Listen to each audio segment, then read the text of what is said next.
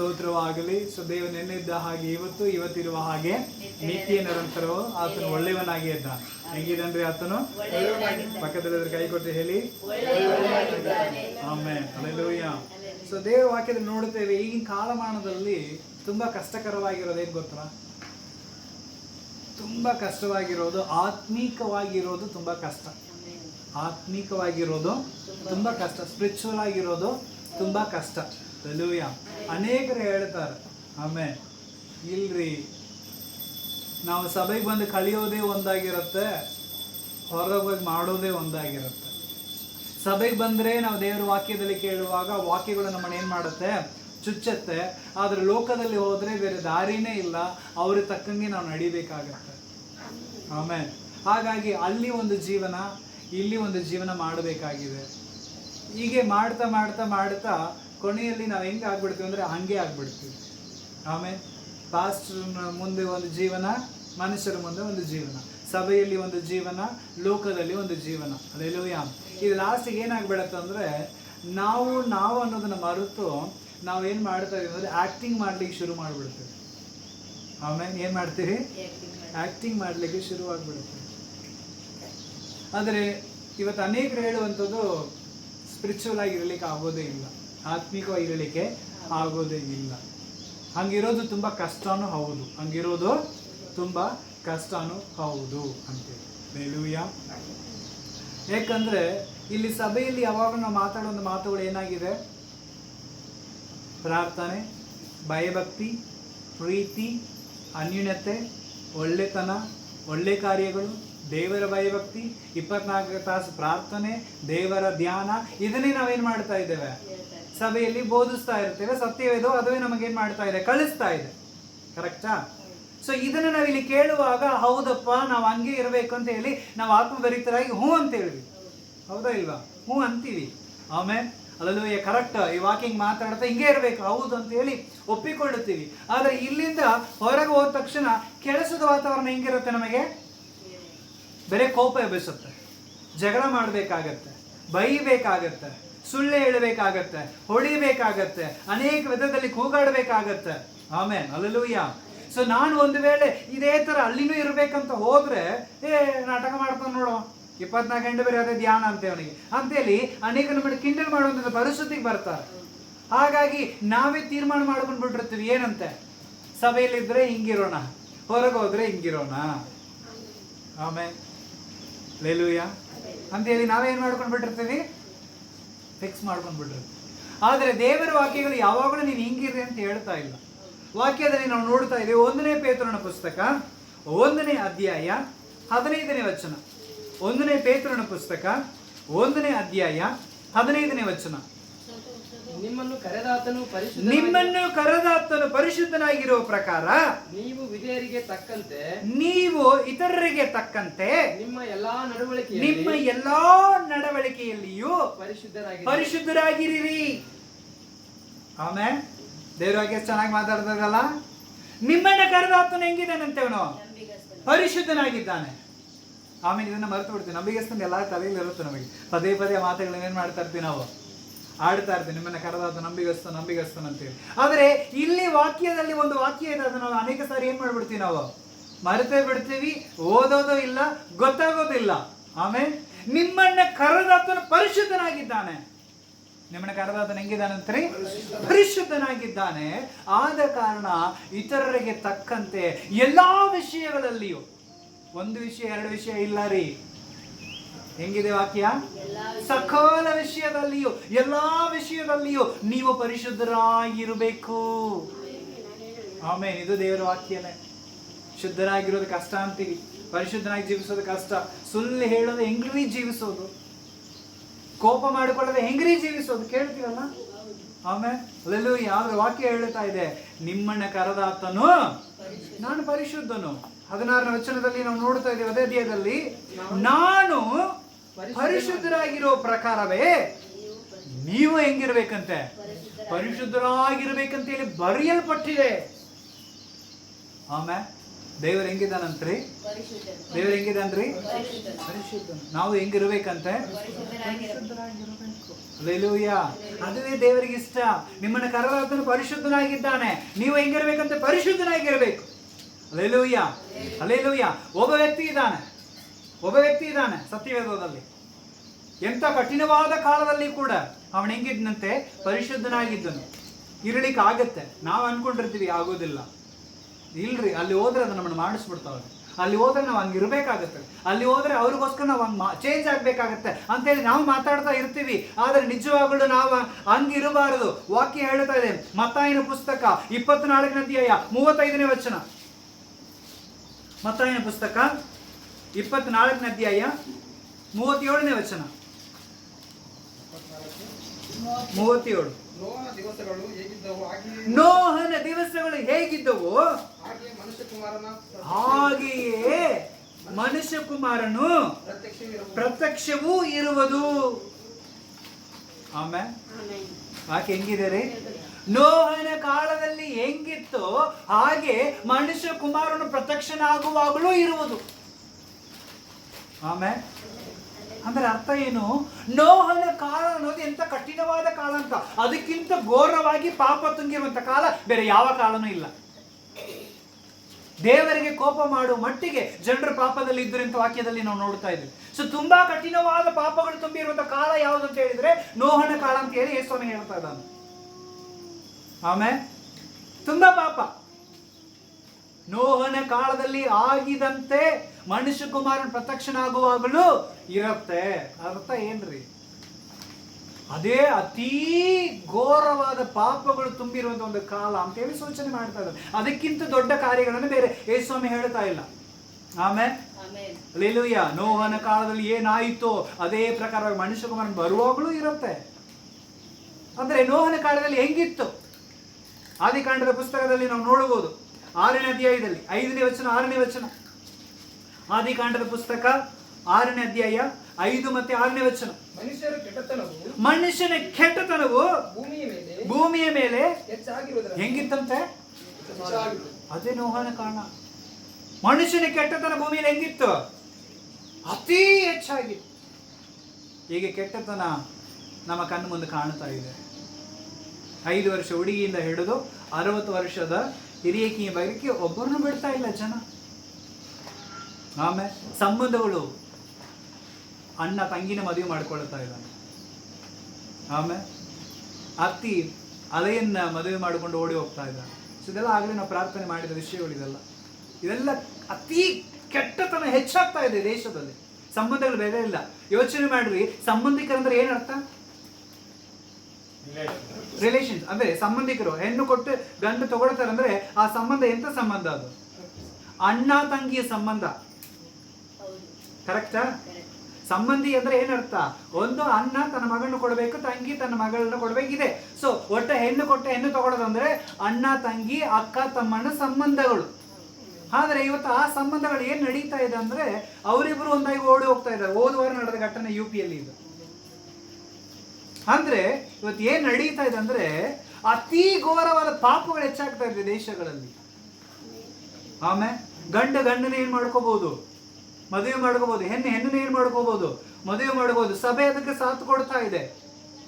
ಆಮೇಲೆ ಕೆನಡಾದಲ್ಲಿ ಅದೆಲ್ಲ ಅದು ಜಾರಿಯಲ್ಲಿ ಇದೆ. ಸಭೆಯಲ್ಲಿ ಅಂತ ಒಂದು ಮದುವೆಗಳನ್ನು ನಡೆಸ್ತಾ ಇದ್ದಾರೆ.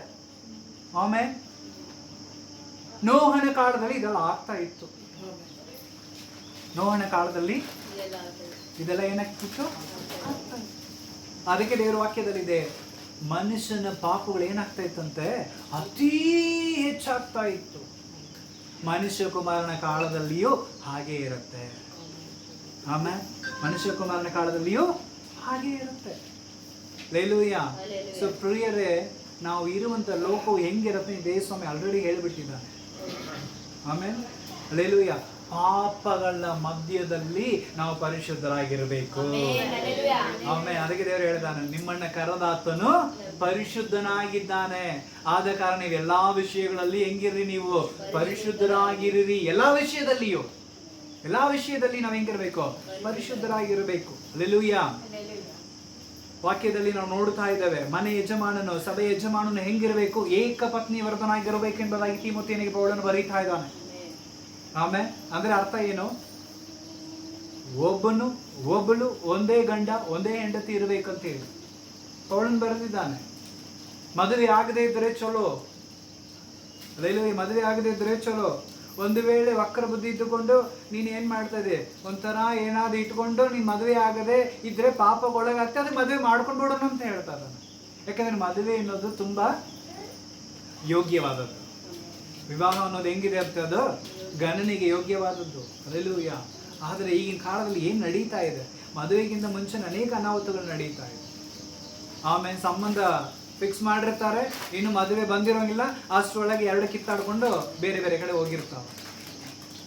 ಆಮೇಲೆ ಈಗಿನ ಕಾಲದಲ್ಲಿ ವಾತಾವರಣಗಳಿಗೆ ಹೆಂಗಿದೆ ಅಂದ್ರೆ ಅತಿ ಹೆಚ್ಚಿನ ಪಾಪಗಳು ತುಂಬಿಕೊಂಡಿವೆ. ನೋಹನ ಕಾಲದಲ್ಲಿ ಹಂಗಿತ್ತು.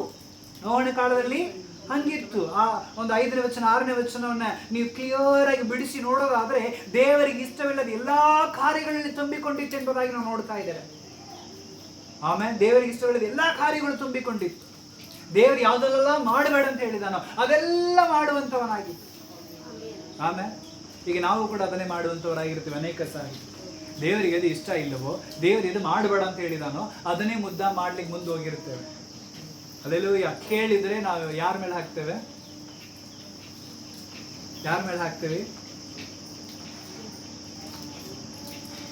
ಹೌದಂತೇಳಿ ಒಪ್ಪಿಕೊಳ್ಳುವ ಒಂದು ಮನಸ್ಸು ನಮಗೆ ಯಾರಿಗೂ ಇರೋಂಗಿಲ್ಲ. ಆಮೇಲೆ ಒಂದು ಇತರರ ಮೇಲೆ ಹಾಕ್ತೀವಿ. ಯಾರ ಮೇಲೆ ಹಾಕ್ತೀವಿ? ಇತರರ ಮೇಲೆ ಹಾಕ್ತೀವಿ. ಇಲ್ಲ ಸೈತಾನ, ಸಂಬಂಧನೇ ಇಲ್ಲ, ಬರ್ತಾನ. ಅವ ವಾಕ್ಯ ಹೇಳ್ತಾ ಇದೆ, ದೇವ್ರ ಪರ್ಮಿಷನ್ ಇಲ್ಲದೆ ನಿಮ್ಮನ್ನು ಮುಟ್ಟಕ್ ಆಗೋದಿಲ್ಲ ಅಂತ. ಅರ್ಥ ಆಯ್ತಲ್ಲ? ಅವ ಎದಕ್ಕೂ ನಮ್ಮ ಹತ್ರ ಬರೋಂಗಿಲ್ಲ, ದೇವ್ರ ಅಪ್ಪಣೆ ಕೊಡದೆ. ಆದ್ರೆ ಸುಮ್ಮನೆ ಇರ್ತಾನವ. ಆದ್ರೆ ಅವನ ಮೇಲೆ ಏನ್ ಮಾಡ್ತೀವಿ ನಾವು? ಸೈತಾನ ಹಂಗೆ ಮಾಡ್ತಾ ಇದ್ದಾನ್ರಿ. ಎಷ್ಟು ಶೋಧನೆ ತಂದು ಬಿಟ್ಟಾನಂದ್ರೆ ಅಷ್ಟು ಶೋಧನೆ ತಂದು ಬಿಟ್ಟಿದ್ದಾನೆ. ಅಲ್ಲೆಲ್ಲೂಯ್ಯ. ವಾಕ್ಯ ಹೇಳ್ತಾ ಇದೆ, ಶೋಧನೆ ಒಳಗಾಗೋದು ಯಾರ್ರಿ? ಆಮೇಲೆ ಯಾಕೋಬನ ಪುಸ್ತಕ 1ನೇ ಅಧ್ಯಾಯ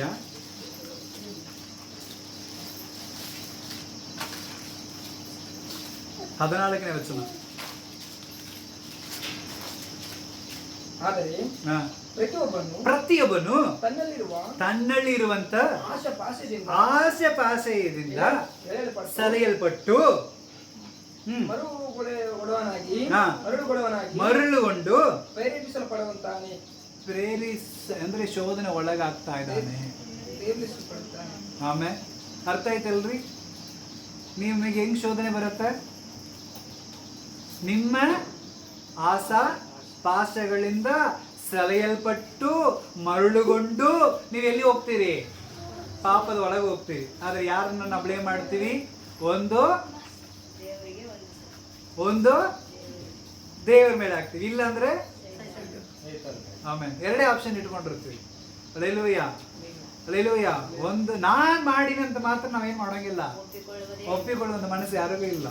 ದೇವರ ಆದಾಮನ ಹತ್ರ ಕೇಳುವಾಗ ಅವನು ಯಾರ ಮೇಲೆ ಹಾಕಿದ?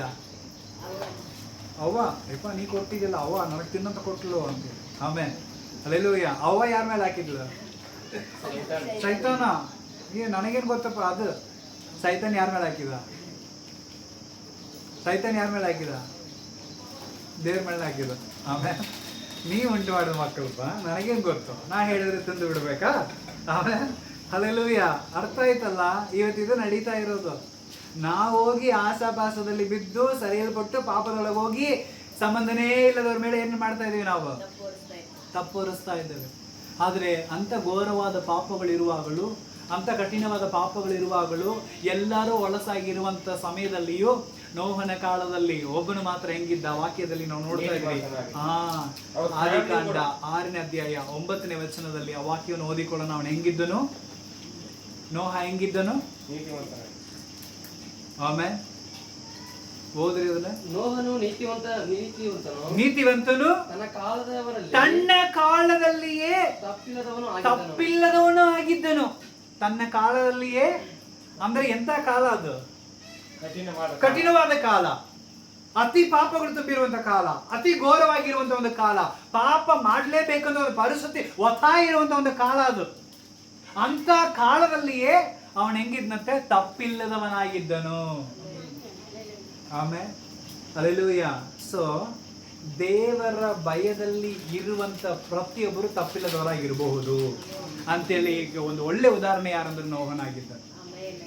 ತನ್ನ ಕಾಲದಲ್ಲಿಯೇ ಅಂದ್ರೆ ಅರ್ಥ ಏನು, ಅಷ್ಟು ಪಾಪಗಳಿದೆ, ಅಷ್ಟು ತಪ್ಪುಗಳಿದೆ, ನೀನು ಸುಮ್ಮನೆ ಹೋದ್ರು ನೀ ಪಾಪ ಮಾಡೋದು ಪ್ರೇರೇಪಣೆ ಮಾಡುವಂತ ಕಾಲ ಅದು. ಆಮೇಲೆ ಅದರಲ್ಲಿ ನಾನು ಪಾಂಡಿಚೇರಿನಲ್ಲಿ ಸ್ವಲ್ಪ ವರ್ಷಗಳಿದ್ದೆ. ಆ ಪಾಂಡಿಚೇರಿಗಳಲ್ಲಿ ಗೋವಾ ಹೆಂಗಿದೆಯಾ ಹಂಗೆ ಪಾಂಡಿಚೇರಿನೂ ಕೂಡ ಸ್ವಲ್ಪ ಸರ ಎಲ್ಲ ಕಡಿಮೆ ರೇಟ್ನಲ್ಲಿ ಏನಾಗುತ್ತೆ ಸಿಗತ್ತೆ. ಹಾಗಾಗಿ ಈಗ ಮಾರ್ಕೆಟ್ ಬೆಂಗಳೂರು ಹುಬ್ಳಿ ಎಲ್ಲ ಹೋದ್ರೆ ಕೆಲವೊಂದು ಮಾರ್ಕೆಟ್ನಲ್ಲಿ ಬಟ್ಟೆ ಅಂಗಡಿಗಳು ಹೆಂಗಿರುತ್ತೋ ಹಂಗೆ ಸರ ಅಂಗಡಿಗಳಿರುತ್ತೆ. ಆಮೇಲೆ ಹಲ್ಲೆಲೂಯಾ. ಸೊ ಬಟ್ಟೆ ಅಂಗಡಿಯಲ್ಲಿ ಇದ್ದವ್ರು ಹೆಂಗ್ ಕರೀತಾರೆ, ಬರ್ರಿ ಬರ್ರಿ ನಮ್ಮ ಅಂಗಡಿಗೆ ಬರ್ರಿ, ನಮ್ಮ ಅಂಗಡಿಗೆ ಬರ್ರಿ ಅಂತ ಕರೀತಾರಲ್ಲ, ಹಂಗ ಆ ಪ್ರದೇಶಗಳಲ್ಲಿ ಹೆಂಗ್ ಕರೀತಾರ ಅಂದ್ರೆ ಬಾರ್ ಮುಂದೆ ನಿಂತ್ಕೊಂಡು, ವೈನ್ ಶಾಪ್ ಮುಂದೆ ನಿಂತ್ಕೊಂಡು ಜನರನ್ನ ಕರೀತಾರೆ. ಬರ್ರಿ ಬರ್ರಿ, ಇಲ್ಲಿ MRP ರೇಟಿಗೆ ಕಡಿಮೆ ಕೊಡ್ತೀವಿ, ಇಲ್ಲಿ ಬರ್ರಿ ಆಫರ್ ರೇಟ್ನಲ್ಲಿ ಕೊಡ್ತೀವಿ, ಇಲ್ಲಿ 50% ಆಫರ್ ಇದೆ ಬರ್ರಿ ಅಂತೇಳಿ ಜನಗಳನ್ನ ಕರೀತಾ ಇದ್ದಾರೆ. ಆಮೇಲೆ ಶನಿವಾರ ಭಾನುವಾರ ಆದ್ರೆ ಆ ಎಲ್ಲ ಹೋಟೆಲ್ಗಳು ತುಂಬಿರ್ತಾವ, ಬೀಚ್ಗಳು ತುಂಬಿರ್ತಾವ, ಕುಡಿಲಿಕ್ಕಂತಾನೆ ಯವನಸ್ಥರು ಬ್ಯಾಚ್ ಮಾಡ್ಕೊಂಡು ಹೋಗ್ತಾ ಇರ್ತಾರೆ. ಅಂತ ಪ್ರದೇಶದಲ್ಲಿ 5 ವರ್ಷ ಇದ್ದು ಬಂದೆ ನಾನು. ಆಮೇಲೆ ಹಲ್ಲೆಲೂಯಾ. ನಾವು ಮಾರ್ಕೆಟ್ ಹೋದ್ರು ಯವನಸ್ಥ ನೋಡಿದ್ರೆ ಬರ್ರಿ ಬರ್ರಿ ಬರ್ರಿ ಅಂತ ಕರೀತಿದ್ರು. ಆಮೇಲೆ ನೋಡಿದ್ರು ಯಾಕಂದ್ರೆ ಆ ಒಂದು ಪ್ರದೇಶ ಅದಕ್ಕೆ ಸೀಮಿತ. ಗೋವಾವಾಗಿರ್ಲಿ ಮತ್ತೆ ಪಾಂಡಿಚೇರಿ ಆಗಿರ್ಲಿ ಇದಕ್ಕೆ ಸೀಮಿತ. ಇದು ಹೊಡಿಬೇಕಾದ್ರೆ ಮಾತ್ರ ಅಲ್ಲಿ ಹೋಗಿರ್ತಾರೆ ಎಂಜಾಯ್ ಮಾಡ್ಬೇಕಂತ. ಅಲ್ಲಿ 5 ವರ್ಷ ಇದ್ರೂ ಕೂಡ ದೇವರು ನಮ್ಮನ್ನ ಅಲ್ಲಿ ಪರಿಶುದ್ಧನಾಗಿಟ್ಟಿದ್ದನು. ಆಮೇಲೆ ಹಲ್ಲೆಲೂಯಾ ಹಲ್ಲೆಲೂಯಾ. ಯಾಕಂದ್ರೆ ನೋಹನ ಕಾಲದಲ್ಲಿ ಪಾಪಗಳಿಗೆ ಅಷ್ಟು ಪ್ರೇರೇಪಣೆ ಕೊಡುವಂತ ಕಾಲ ಅದು. ಮಾಡ್ಲೇಬೇಕು ಅಂತ ಹೇಳಿ ಒಂದು ಒತ್ತಾಯ ತುಂಬುವಂತ ಕಾಲ. ಒಬ್ಬ ಮಾತ್ರ ನಾವೆಲ್ಲರೂ ಬಟ್ಟೆ ಇಲ್ಲದವರಾಗಿರುವಾಗ ಒಬ್ಬನ ಮಾತ್ರ ಬಟ್ಟೆ ಹಾಕೊಂಡು ಹೋದ್ರೆ ಹೆಂಗ್ ನೋಡ್ತಾವ ಜನ? ಯೋಚನೆ ಮಾಡಿ. ವಿಚಿತ್ರವಾಗಿ ನೋಡ್ತಾರೆ. ಇವ ಎಂತ ಹೆಂಗ್ ಬರ್ತಾನಲ್ಲ, ಅಯ್ಯೋ ಇದೆಲ್ಲ ಬೇರೆ ಕಡೆ ಬಂದಿತ್ತ, ಇದೆಲ್ಲ ನಮ್ಮೂರನ್ನ ನಡೆಯಂಗಿಲ್ಲ, ನಾವೆಲ್ಲ ಬಟ್ಟೆ ಇಲ್ಲದವರಾಗಿದ್ದೀವಿ, ನೀವು ಬಟ್ಟೆ ಇಲ್ಲದವನಾಗಿಯೇ ನಡಿಬೇಕಂತ ಹೇಳುವಂತ ಕಾಲ ಅದು. ಆಮೇಲೆ ನಾವೆಲ್ಲ ಹೆಂಗಿದ್ದೀವಿ, ನೀನು ಹಂಗೆ ಇರಬೇಕು, ನಾವೆಲ್ಲ ಇದನ್ನ ಮಾಡ್ತಿದ್ವಿ, ನೀವು ಹಂಗೆ ಮಾಡಬೇಕು ಅಂತೇಳಿ ಒತ್ತಾಯ ಹಾಕುವಂತ ಒಂದು ಕಾಲ ನೋಹನ ಕಾಲವಾಗಿತ್ತು. ಆದ್ರೆ ಆ ಕಾಲದಲ್ಲಿಯೇ ತಪ್ಪಿಲ್ಲದವನಾಗಿದ್ದವನು ಯಾವನು? ನೋಹನಾಗಿದ್ದ. ನೀತಿವಂತನಾಗಿದ್ದವನು ನೋಹನಾಗಿದ್ದ. 3ನೇ ಒಂದು ಗುಣ ಇದೆ, ಏನದು? ಓದೋಣ, ಕಂಟಿನ್ಯೂ ಮಾಡ್ರಿ ವಚನ. ಅವನು ದೇವರೊಂದಿಗೆ ಅನ್ಯೋನ್ಯವಾಗಿದ್ದನು. Amen hallelujah. ಅವನು ನೀತಿವಂತನಾಗಿರಲಿ ಕಾರಣ ಏನು, ಅವನು ತಪ್ಪಿಲ್ಲದವನಾಗಿರಲಿ ಕಾರಣ ಏನಂದ್ರೆ ಅವನು ದೇವರೊಂದಿಗೆ ಅನ್ಯೋನ್ಯನಾಗಿದ್ದನು. Amen hallelujah. ಇಂಗ್ಲಿಷ್ ನಲ್ಲಿ ನಾವು ನೋಡ್ತಾ ಇದ್ದೇವೆ, ಹಿ ವಾಕ್ ವಿತ್ ಗಾಡ್ ಎಂಬುದಾಗಿದೆ. ಆಮೆನ್. ಅವನು ದೇವರೊಂದಿಗೆ ನಡೀತಾ ಇದ್ದನು ಎಂಬುದಾಗಿ ಬರೆಯಲ್ಪಟ್ಟಿದೆ. ಆಮೆನ್. ಹೆಂಗಿದ್ನಂತ್ರಿ? ದೇವರೊಂದಿಗೆ ನಡೀತಾ ಇದ್ದ. ಹಲ್ಲೆಲೂಯಾ. ಅರ್ಥ ಆಯ್ತಲ್ಲ? ಆದ ಕಾರಣ ಅವನು ನೀತಿವಂತನಾಗಿದ್ದ, ಆದ ಕಾರಣ ಅವನು ತಪ್ಪಿಲ್ಲದವನಾಗಿದ್ದ. ಈಗಲೂ ನಾವು ದೇವರೊಂದಿಗೆ ಅನ್ಯೋನ್ಯವಾಗಿರೋದಾದರೆ, ದೇವರೊಂದಿಗೆ ನಡೆಯೋದಾಗಿದ್ದರೆ ದೇವರು ನಮ್ಮನ್ನು ತಪ್ಪಿಲ್ಲದವನಾಗಿ ಲೋಕದಲ್ಲಿ ತೋರಿಸುತ್ತಾನೆ. ಆಮೇಲೆ ಹಲ್ಲೆಲೂಯಾ. ಮನುಷ್ಯ ಕುಮಾರನ ಕಾಲದಲ್ಲಿ ಹಾಗೆ ಇರುತ್ತೆ. ದೇವರು ಬರುವಾಗಲೂ ಅನೇಕ ಪ್ರಳಯಗಳು ನಡೆಯುತ್ತೆ, ಗಲಿಬಿಲಿಗಳು ನಡೆಯುತ್ತೆ. ಆದರೆ ನಾವಿ ಒಳಗೆ ಹೋಗಿ ಸೇರುವ ಪ್ರಕಾರವಾಗಿ ಕರ್ತನ ಬರಣದಲ್ಲಿ ಸೇರುವಂತವರಾಗಿರುತ್ತೇವೆ. ಆಮೇಲೆ ಯಾವಾಗ? ದೇವರೊಂದಿಗೆ ನಡೆಯುವಾಗ. ಆಮೇಲೆ ಹೆಂಗ್ರಿ? ದೇವರೊಂದಿಗೆ ನಾವು ನಡೆಯುವಾಗ. ಈ ಲೋಕವು ನಮ್ಮನ್ನ ಪಾಪದಲ್ಲಿ ಬೆಳೆಸುತ್ತೆ. ಈ ಲೋಕ ನಮ್ಮನ್ನ ಏನ್ ಮಾಡತ್ರಿ? ಪಾಪದಲ್ಲಿ ಬೆಳೆಸುತ್ತೆ. ಆದರೆ ನಾವು ದೇವರೊಂದಿಗೆ ಅನ್ಯೋನ್ಯವಾಗಿರೋದಾದ್ರೆ ಆ ಪಾಪದ ಫೋರ್ಸ್ ನಮ್ಮನ್ನ ಮುಟ್ಟೋದಿಲ್ಲ. ಆಮೇಲೆ ಅಲ್ಲೆಲ್ಲೂ ಅದು ನಮ್ಮನ್ನ ದೂಗಿದ್ರು ನಾವ್ ಏನಾಗೋದಿಲ್ರಿ, ಬೀಳೋದಿಲ್ಲ. ಯಾಕಂದ್ರೆ ಕೈ ಹಿಡಿದವನು ನನ್ನ ಪರಿಶುದ್ಧನಾಗಿರುವಂತ ಕರ್ತನು.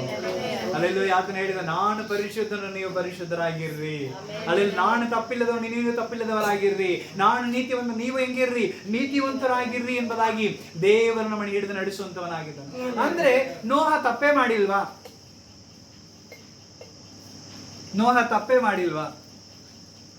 ಪ್ರಶ್ನೆ ಬರುತ್ತಾ ಇಲ್ವಾ? ಯಾಕಂದ್ರೆ ಅಷ್ಟೆಲ್ಲ ಪಾಪ ಇದೆ, ಅಷ್ಟೆಲ್ಲ ತಪ್ಪುಗಳು ನಡೀತಾ ಇದೆ.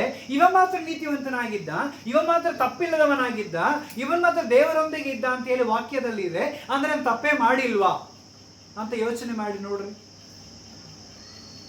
ತಪ್ಪೇ ಮಾಡಿಲ್ವಾ? ಮಾಡಿರಬಹುದು, ದೇವನ ದೃಷ್ಟಿಗೆ ನೀತಿವಂತನಾಗಿ. ಆಮೇನ್. ತಪ್ಪು ಅವ ಏನ್ ಮಾಡಿರ್ಬೋದು, ಮಾಡಿರಬಹುದು. ಆದ್ರೆ ತಪ್ಪು ಮಾಡಿದ ತಕ್ಷಣ ಪಶ್ಚಾತ್ತಾಪ ಪಟ್ಟಿರ್ಬಹುದು. ಆಮೇಲೆ ಆ ಮನಸ್ಸು ದೇವರಿಗೆ ಇಷ್ಟ. ಅಲ್ಲೆಲ್ಲೂ ಅರ್ಥ ಆಯ್ತಲ್ಲ? ತಪ್ಪು ಮಾಡಿರಬಹುದು, ಮನುಷ್ಯನಾಗಿ ಹುಟ್ಟಿದ ಮೇಲೆ ಖಂಡಿತವಾಗಿ ನಾವೇನ್ ಮಾಡುತ್ತೇವೆ, ತಪ್ಪು ಮಾಡಿರ್ತೀವಿ. ಆದ್ರೆ ಆ ತಪ್ಪು ಮಾಡಿದ್ರೆ ತಪ್ಪು ಅಂತ ಅರ್ಥ ಆದ ತಕ್ಷಣ ದೇವರ ಸಮ್ಮುಖದಲ್ಲಿ ಹೋಗಿ ಅಡ್ಡ ಬಿದ್ದು ದೇವರೇ ನನ್ನ ಕ್ಷಮಿಸು ಅಂತ ಹೇಳಿ ಅವನ್ ಕೇಳಿರಬಹುದು. ದೇವರನ್ನ ಪಾಪಗಳನ್ನು ಕ್ಷಮಿಸಿ ಅವನ ನೀತಿವಂತನಾಗಿ ಮಾಡುತ್ತಾನೆ. ಆಮೇಲೆ ಯೇಸು ಸ್ವಾಮಿ ಶಿಲುಬೆಯಲ್ಲಿ ಹೇಳಿದ ಮೊದಲನೇ ಮಾತು ಕೂಡ ಕ್ಷಮಿಸು. ತಪ್ಪು ಮಾಡಿ ಪಾಪ ಕ್ಷಮಾಪಣೆ ಕೇಳುವ ಪ್ರತಿಯೊಬ್ಬನ ದೇವರು ಏನ್ ಮಾಡ್ತಾನ್ರಿ, ಕ್ಷಮಿಸುವಂತ ದೇವರಾಗಿದ್ದಾನೆ. ನಾವು ಮಾಡುವಂತ ತಪ್ಪೇನ್ ಗೊತ್ತಾ, ಕ್ಷಮಾಪಣೆ ಕೇಳೋದೇ ಇಲ್ಲ, ಸರಿ ಅಂತ ವಾದಿಸ್ತೀವಿ, ಆದ ಕಾರಣ ನಾವು ದುಷ್ಟರಾಗಿದ್ದೇವೆ. ಆಮೇಲೆ ಅಲ್ಲೆಲ್ಲ ಅರ್ಥ ಆಯ್ತಲ್ಲ? ಸರಿ ಅಂತ ವಾದಿಸುವುದನ್ನು ಬಿಟ್ಟು ಸ್ವಾಮಿ ಹೌದು ನಾ ತಪ್ಪು. ಆ ಕಾನಾನಿ ಸ್ತ್ರೀ ನೆನಪು ಮಾಡಿಕೊಳ್ರಿ. ಕಾನಾನಿ ಸ್ತ್ರೀ ಯಾಕೆ ಬಂದಿದ್ಲು? ತನ್ನ ಮಗಳು ಬಿಡುಗಡೆ ಬೇಕಂತ ಬಂದ್ಲು ಅಲ್ವಾ? ಅಲ್ಲೆಲ್ಲ ಮತ 15ನೇ ಅಧ್ಯಾಯದಲ್ಲಿ ಇದೆ 15ನಲ್ಲಿ. ಅವಳು ಓಡಿ ಹೋಗಿ ಏನ್ ಮಾಡ್ತಾ ಇದ್ದಾಳ್ರಿ, ಸ್ವಾಮಿಗೆ ಬೇಡಿಕೊಳ್ತಾಳೆ. ಸ್ವಾಮಿ ಮಾತಾಡೋಂಗಿಲ್ಲ, ಕಾಡ್ತಾಳೆ. ಸ್ವಾಮಿ ಬೇರೆ ತರ ಉತ್ತರ ಕೊಡ್ತಾನೆ. ಹೋಗಿ ಕಾಲು ಹಿಡ್ಕೊಂಡು ಬೇಡ್ತಾಳೆ. ಅವಾಗ ಕೂಡ ಸ್ವಾಮಿ ಒಂದು ಮಾತು ಹೇಳ್ತಾ ಇದ್ದಾರೆ, ನಾಯಿಗಳಿಗೆ ನಾನು ಮಾಡೋಂಗಿಲ್ಲ ಅಂತ. ಆಮೇಲೆ ನನ್ನ ಮಕ್ಕಳು ತಿನ್ನುವಂತ ರೊಟ್ಟಿನ ಯಾರು ಕೊಡಂಗಿಲ್ಲ, ನಾನು ನಾಯಿ ಕೊಡಂಗಿಲ್ಲ. ಆದ್ರೆ ಯೋಚನೆ ಮಾಡ್ರಿ, ನಾವಾಗಿದ್ರೆ ಏನ್ ಮಾಡ್ತಿದ್ವಿ? ಹೌದಾ? ನೀನು ಒಬ್ಬನೇ ಇದ್ದೇನೆ ದೇವರು ಈ ಲೋಕದಲ್ಲಿ, ಕೇಳ್ತಿದ್ವಾ ಇಲ್ವಾ? ಆಮೇಲೆ ಅಲ್ಲೂಯ್ಯ ನನಗೆ ಹೋಗ ನಡಿ, ಇದಿಲ್ಲ ಅಂದ್ರೆ ಹಂಗೆ ಸಾಯಿಲಿ ಬೇಕಂದ್ರೆ ಅಕ್ಕಿ, ಇಲ್ಲಾಂದ್ರೆ ಬೇರೆ ಕಡೆ ಹೋಗ್ತೀನಿ, ನಾನು ಹಂಗೆ ಕರ್ಕೊಂಡು ಹೋಗ್ತೀನಿ, ಹೆಂಗೆ ಕರ್ಕೊಂಡು ಹೋಗ್ತೀನಿ, ಏನ್ ದೊಡ್ಡ ಇವನ ನೀನು ಅಂತ ಹೇಳಿ ಬೈತಿದ್ದೀವಿ. ಆದರೆ ಅವಳು ಏನ್ ಮಾಡ್ತಾ ಇದ್ಲು, ಹೌದು ಸ್ವಾಮಿ, ಎಷ್ಟು ಚೆನ್ನಾಗಿ ಒಪ್ಕೊಳ್ತಾಳೆ ನೋಡಿ, ಹೌದು ಸ್ವಾಮಿ ನಾನು ನಾಯಿನೇ, ಆದರೆ ಯಜಮಾನನ ಮೇಜೆಯಿಂದ ಬೀಳುವಂತ ಆ ಒಂದು ರೊಟ್ಟಿ ತುಂಡುಗಳನ್ನ ಏನು ಮಾಡಬಹುದು, ತಿನ್ನಬಲ್ಲ ನಾಯಿಗಳು, ಅಷ್ಟು ಯೋಗ್ಯತೆ ನನಗಿದೆಯಲ್ಲ ಅಂತ ಹೇಳುವಾಗ ಹಂಗೆ ದೇವರು ಬದಲಾಯಿಸಿದ್ರು. ಅಮ್ಮ ಎಂತ ನಂಬಿಕೆ! ಆಮೇಲೆ ಹಲ್ಲೆಲೂಯ, ಆ ಒಂದು ಮನಸ್ಸು ದೇವರು ನೋಡ್ತಾ ಇದ್ದಾನೆ. ಹಲ್ಲೆಲೂಯ, ಆ ಒಪ್ಪಿಕೊಳ್ಳುವಂತ ಮನಸ್ಸನ್ನು ದೇವರು ನೋಡ್ತಾ ಇದ್ದಾನೆ. ಹಲ್ಲೆಲೂಯ, ಕ್ಷಮಾಪಣೆ ಕೇಳುವಂತ ಮನಸ್ಸನ್ನು ದೇವರು ನೋಡ್ತಾ ಇದ್ದಾನೆ. ಹಲ್ಲೆಲೂಯ, ಪೇತ್ರ ತಪ್ಪು ಮಾಡಿದ್ನಾ ಇಲ್ವಾ? ತಪ್ಪು ಮಾಡಿದ್ನಲ್ಲ.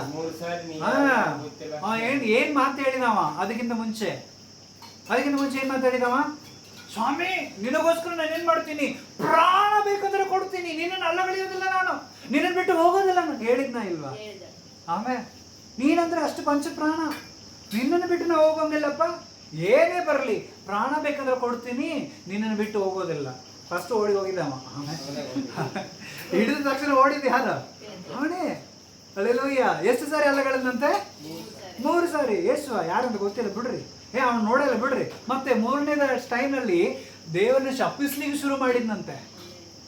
ಆ ಮನುಷ್ಯ ಎಂತವನ, ಅವನು ನನಗೆ ಗೊತ್ತಿಲ್ಲ, ಅವನ ಮಟ್ಟಿಗೆ ಶಪಿಸ್ಲಿಕ್ಕೆ ಶುರು ಮಾಡಿದ್ನಂತೆ, ದೂಷಿಸ್ಲಿಕ್ಕೆ ಶುರು ಮಾಡಿದ. ಹಲ್ಲೆಲೂಯ, ಆದರೆ ದೇವರು ಅವನ್ನ ಕ್ಷಮಿಸಿದ್ರ ಇಲ್ವಾ? ಎಷ್ಟು ವಾಕ್ಯ ಚಂದ ಚೆನ್ನಾಗಿದೆ. ಹಲ್ಲೆಲೂಯ, ಈ ಬಂಡೆಯ ಮೇಲೆ ನಾನು ಆಲಯವನ್ನು ನಾನೇ ಮಾಡ್ತೇನೆ, ಕಟ್ಟುತ್ತೇನೆ, ಯಾವನದನ್ನು ಬೆಳೆಸಲಿಕ್ಕೆ ಆಗೋದಿಲ್ಲ, ಪರಲೋಕದ ಬೀಗದ ಕೈ ಅವನ ಕೈಯಲ್ಲಿ ಕೊಟ್ಟಿದ್ದೇನೆ. ಆಮೇಲೆ ಹಲ್ಲೆಲೂಯ, ಕಾರಣ ಏನು? ಪಶ್ಚಾತ್ತಾಪಪಟ್ಟ. ಅಯ್ಯಯ್ಯೋ ತಪ್ಪು ಮಾಡೀನಿ, ಅಪ್ಪ ನಾನು ತಪ್ಪು ಮಾಡೀನಿ ಅಂತ ಪಶ್ಚಾತ್ತಾಪಪಟ್ಟು ಬೇಡಿಕೊಂಡಿದ್ದಕ್ಕೆ ಆದಿ ಸಭೆಯ ಸ್ಥಾಪಕನಾಗಿ ದೇವರು ಅವನ್ನ ಚೇಂಜ್ ಮಾಡಿದ್ರು. ಆಮೇಲೆ ಅಲ್ಲಿ ಒಂದು ಪ್ರಸಂಗದಲ್ಲಿ 3,000 ಜನ ಚರ್ಚ್ ಒಳಗೆ ಬಂದು ದೀಕ್ಷಾಸ್ನಾನ ತಗೊಂಡ್ರು. ಅವನ ಕಾಲದಲ್ಲಿ ಸಭೆ ಬೆಳೀತಾ ಇತ್ತು, ಅನೇಕ ಅಪೊಸ್ತಲರು ಹೇಳ್ತಾ ಇದ್ರು. ಹಲ್ಲೆಲೂಯ, ಅನೇಕರನ್ನು ಏನ್ ಮಾಡ್ತಾ ಇದ್ದ, ಮಾರ್ಗದರ್ಶನದಲ್ಲಿ ನಡೆಸ್ತಾ ಇದ್ದ. ಅವನ ಅಂಡರ್ನಲ್ಲಿ ಪೌಲರು ಬರ್ತಾ ಇದ್ದಾರೆ. Hallelujah, hallelujah, hallelujah. ತಪ್ಪು ಮಾಡಬಹುದು, ಮನುಷ್ಯನ ಗುಣ ತಪ್ಪು ಮಾಡೋದು. ಆದರೆ ಆ ತಪ್ಪು ಮಾಡಿದ ತಕ್ಷಣ ದೇವರ ಹತ್ರ ಹೋಗಿ ಒಪ್ಪಿಕೊಂಡು, ದೇವರೇ ನನ್ನ ಕ್ಷಮಿಸು ಅಂತ ಕೇಳಿದ್ರಿ, ನಿನ್ನ ತಪ್ಪನ್ನು ಕ್ಷಮಿಸಿ ದೇವರು ನಿನ್ನನ್ನು ಉನ್ನತಿಗೊಳಿಸುತ್ತಾನೆ. ಆಮೇಲೆ ನೋಹಣ್ಣನ ಕಾಲದಲ್ಲಿ ನೋಹ ಹಂಗೆ ಮಾಡಿರ್ಬಹುದು. ಹಲ್ಲೆಲೂಯ, ಎಲ್ಲರೂ ಪಾಪ ಮಾಡ್ತಾ ಇದ್ದಾರೆ. ಸೊ ಇವನು ಮನುಷ್ಯನ ಮೇಲೆ ಯಾವುದೋ ಒಂದು ಯುದ್ಧದಲ್ಲಿ ಪಾಪಗಳು ಬಂದಿರಬಹುದು, ಆದರೆ ಅವನು ದೇವರಲ್ಲಿ ಯಾವಾಗಲೂ ಏನ್ ಮಾಡ್ತಾನ್ರಿ, ಅನ್ಯೂನ್ಯವಾಗಿದ್ದುಕೊಂಡು ಅವನು ಪ್ರಾರ್ಥನೆ ಮಾಡಿ ಕ್ಷಮಾಪಣೆ ಕೇಳಿ ತನ್ನನ್ನು ನೀತಿವಂತನಾಗಿ ಮಾಡಿಕೊಳ್ಳುತ್ತಾ ಇದ್ದಾನೆ. ಈ ಲೋಕದಲ್ಲಿ ನೀತಿವಂತನು ಒಬ್ಬನೂ ಇಲ್ಲ ಅಂದ್ರೆ ನೋಹನೂ ಇಲ್ಲ ಅಂತ ಅರ್ಥ ಅದು. ಹಲ್ಲೆಲೂಯ, ಈ ಲೋಕದಲ್ಲಿ ನೀತಿವಂತನು ಒಬ್ಬನೂ ಇಲ್ಲ ದೇವರನ್ನ ಬಿಟ್ಟು. ಆದ್ರೆ ಅವನ ನೀತಿವಂತನು ಎಂಬುದೇ ಸತ್ಯವೇದದಲ್ಲಿ ಇದೆ. ಕಾರಣ ಏನಂದ್ರೆ ಅವನ ದೇವರಲ್ಲಿ ನೀತಿವಂತನಾಗ್ತಾ ಇದ್ದಾನೆ. ಅಲ್ಲೆಲ್ಲ ಅರ್ಥ ಆಯ್ತಲ್ಲ. ಇವತ್ತು ನಾವು ಕೂಡ ಅದೇ ರೀತಿಯಾಗಿ ಈ ಪಾಪದ ಲೋಕದಲ್ಲಿ, ಈ ದುಷ್ಟರ ಲೋಕದಲ್ಲಿ ಜೀವಿಸುವಾಗ ದೇವರೊಂದಿಗೆ ಅನ್ಯೋನ್ಯವಾಗಿ ಒಪ್ಪಿಸಿಕೊಡೋದಾದರೆ ನಮ್ಮ ಪಾಪಗಳನ್ನು ಕ್ಷಮಿಸಿ ದೇವರು ನಮ್ಮನ್ನು ನೀತಿವಂತನಾಗಿ ಮಾಡುತ್ತಾನೆ. ಇರ್ಬೋದು, ನಾವು ನೀತಿವಂತರಾಗಿ ಇರಬಹುದು. ಅಲ್ಲೆಲ್ಲೂಯ, ವಾಕ್ಯದಲ್ಲಿ ನಾವು ನೋಡ್ತಾ ಇದ್ದೇವೆ, ಶಿಲುಬೆಯ ಮಾರ್ಗದಲ್ಲಿ ನಡೆಯುವಂತೆ ಎಲ್ಲರನ್ನು ಲೋಕ ಹೆಂಗ್ ನೋಡತ್ತಂತೆ? ಹುಚ್ಚರಾಗಿ ನೋಡುತ್ತೆ. ಆಮೇಲೆ ಈ ಶಿಲುಬೆಯ ವಿಷಯ ಯಾರಿಗೆ? ಅಲ್ಲೇಲೂಯ. ನಾವು ಮಾತಾಡೋದು, ನಾವು ಆಡೋದು, ನಾವು ಪ್ರಾರ್ಥನೆ ಮಾಡೋದು, ನಾವು ಹೋಗಿ ಸುವಾರ್ತೆ ಸಾರೋದು ಎಲ್ಲವೂ ಈ ಲೋಕದಲ್ಲಿ ಹೆಂಗಿರುತ್ತೆ? ಹುಚ್ಚರ ತರ ಕಾಣಬಹುದು. ಅಲ್ಲೇಲೂಯ. ಆದ್ರೆ ಇದು ನಮಗೆ ರಕ್ಷಣೆಯ ಮಾರ್ಗ. ಅಲ್ಲೇಲೂಯ. ನಮ್ಮನ್ನು ನೀತಿವಂತರಾಗಿ ಮಾಡುವಂತ ಮಾರ್ಗ, ನಮ್ಮನ್ನು ತಪ್ಪಿಲ್ಲದವರಾಗಿ ಮಾಡುವಂತ ಮಾರ್ಗ. ಈ ಮಾರ್ಗವು ದೇವರೊಂದಿಗೆ ಅನ್ಯೋನ್ಯವಾಗಿರುವಂತ ಮಾರ್ಗವಾಗಿದೆ. ಅಲ್ಲೇಲೂಯ. ಸೊ ಆ ಕಾಲದಲ್ಲಿ ನೋಹನ ಅದನ್ನು ಮಾಡಿದ, ಸುವಾರ್ತೆ ಸಾರಿದ. ಆಮೇನ್. ಅಲ್ಲೂಯ. ದೇವರ ಬರೋಣವನ್ನು ಅವನೇನ್ ಮಾಡಿದ? ಸೂಚಿಸಿದ. ಅಲ್ಲೂಯ. ನಾಶನದಿಂದ ತಪ್ಪಿಸ್ರಿ ಅಂತ ಹೇಳಿ ಅವನೇನ್ ಮಾಡಿದ? ಸೇವೆ ಮಾಡಿದ. ಅಲ್ಲೂಯ. ಎಲ್ಲರೂ ಅವನ ಕೀಲಾಗಿ ನೋಡಿದ್ರು, ಹುಚ್ಚನಾಗಿ ನೋಡಿದ್ರು, ಮೆಂಟಲ್ ಆಗಿ ನೋಡಿದ್ರು. ಅವನ ಮಾತುಗಳೆಲ್ಲ ಒಂದೊಂದ್ ತರ ಅನಿಸ್ತಿತ್ತು. ಆದರೆ ದೇವರ ಪ್ರಳಯ ಬರುವಾಗ ಅವನು ಅವನ ಕುಟುಂಬವು ದೇವರಲ್ಲಿ ಸುರಕ್ಷಿತವಾಗಿದ್ದರು. ಆಮೇಲೆ ಈಗಿನ ಕಾಲ ಅಂತ ಕಾಲವಾಗಿದೆ, ಪಾಪಗಳು ತುಂಬಿ ಇರುಕೊಂಡಿರುವಂತ ಕಾಲ. ಆದರೆ ಇದರಲ್ಲಿ ನಾವು ನೋಹನ ತರ ನೀತಿವಂತನಾಗಿರಬೇಕು. ಆಮೇಲೆ. ಅಲ್ಲೂಯ. ಸೊ ಯೇಸುವಿನ ಶಿಷ್ಯರುಗಳು ಇಬ್ರು, ಯಾರು? ಯೂದನು ಮತ್ತೆ ಪೇತ್ರ. ಆದ್ರೆ ಪೇತ್ರ ಅಪೋಸ್ತಲರಲ್ಲಿ ಹಿರಿಯನಾದ, ಆದಿಯ ಸಭೆಯ ಸ್ಥಾಪಕನಾದ, ಒಳ್ಳೆ ಸೇವೆಯನ್ನು ನಡೆಸ್ತಾ ಇದ್ದ. ಯೂದ ಏನಾದ? ಯೇಸುವನ್ನು ಹಿಡಿದುಕೊಟ್ಟ ಯೂದ ಏನಾದ?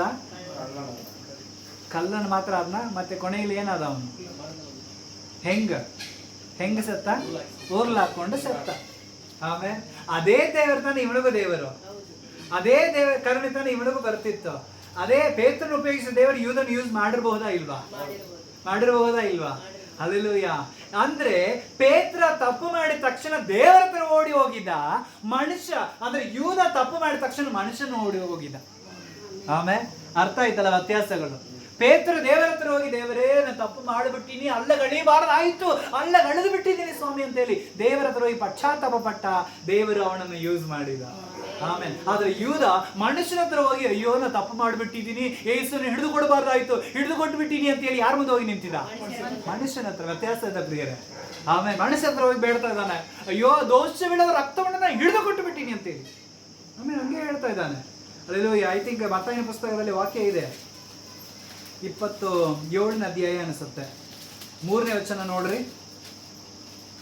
ಆಗ ಆತನನ್ನು ಹಿಡುಕೊಟ್ಟು ಯೂದನು ಆತನಿಗೆ ಮರಣದಂಡನೆಯನ್ನು ತೀರ್ಪು ಆಯ್ತೆಂದು ನೋಡಿ ಪಶ್ಚಾತ್ತಾಪ ಪಟ್ಟು ಆ 30 ರೂಪಾಯಿಗಳನ್ನು ಯಾಜಕನಿಗೆ ಹಿರಿಯರಿಗೂ ತಿರುಗಿ ತಂದು ಕೊಟ್ಟಿದ್ದಂತೆ. ಆಮೇಲೆ ಫಾಸ್ಟ್ ಆಗಿ ಓದಿದ್ರೆ ಕೆಲವೊಂದು ಸಮಯಗಳನ್ನು ವಾಕ್ಯಗಳನ್ನು ಪಟ್ ಅಂತ ಓದಿದ್ರೆ ಅರ್ಥ ಸಿಗುತ್ತೆ ನಮಗೆ. ಆಮೇಲೆ ಅಲ್ಲೆಲ್ಲೂಯ್ಯ. ವಾಕ್ಯ ಹೇಳ್ತಾ ಇದೆ, ಯೇಸುವಿಗೆ ಮರಣದಂಡನೆ ಬಂದಿತ್ತು ಅಂದ ತಕ್ಷಣ ಅವನು ಯಾರ ಹತ್ರ ಓಡಬೇಕಾಗಿತ್ತು ಅಂದ್ರೆ ಯೇಸುವಿನ ಹತ್ರ ಓಡಬೇಕಾಗಿತ್ತು. ಕರೆಕ್ಟಾ? ಅಲ್ಲೆಲ್ಲೂಯ್ಯ. ಯೇಸುವಿನ ಹತ್ರ ಹೋಗಿ ಅದೆಲ್ಲ ರೊಕ್ಕ ಹೋಗೋದಾಗಿ, ದೇವರೇ ತಪ್ಪು ಮಾಡಿಬಿಟ್ಟಿನಪ್ಪ, ನಾನು ನಿನ್ನ ಹಿಡಿದುಕೊಟ್ಟಿನಪ್ಪ ಅಂತ ಹೇಳಿ ಏನ್ ಮಾಡ್ಬೇಕಾಗಿತ್ತು? ಅವನು ಕ್ಷಮಾಪಣೆ ಕೇಳಿ ಬೇಡಬೇಕಾಗಿತ್ತು. ಆದ್ರೆ ಅವ ಅದನ್ನ ಮಾಡ್ಲಿಲ್ಲ. ಯಾರ ಹತ್ರ ಓಡ್ತಾ ಇದ್ದಾನೆ? ಆಮೇಲೆ ರೊಕ್ಕ ಯಾರ ಹತ್ರ ಇಸ್ಕೊಂಡಿದ್ದಾನೋ ಅವನ ಹತ್ರ ಓಡ್ತಾ ಇದ್ದಾನ. ನಾ ಹಿಡಿದು ಕೊಡ್ಬಾರ್ದಾಯ್ತು, ಕೇವಲ ಈ ರೊಕ್ಕಕ್ಕೋಸ್ಕರ ಯೇಸುವಿನ ಏನ್ ಮಾಡ್ಬಿಟ್ಟಿ, ನಾನು ಹಿಡಿದು ಕೊಟ್ಬಿಟ್ಟಿನಿ, ನೀನು ಬೇಡ ಬಿಡ್ರು ಅಂತ ಹೇಳಿ ಅವ್ರ ಮುಂದೆ ಹೋಗೋದು ಬಂದು ನೇನು ಹಾಕೊಂಡು ಸತ್ತು. ಆಮೇಲೆ ಅಲ್ಲೇಲೂಯ್ಯ. ಪ್ರಿಯರೇ, ಅರ್ಥ ಮಾಡ್ಕೊಳ್ಳಿ.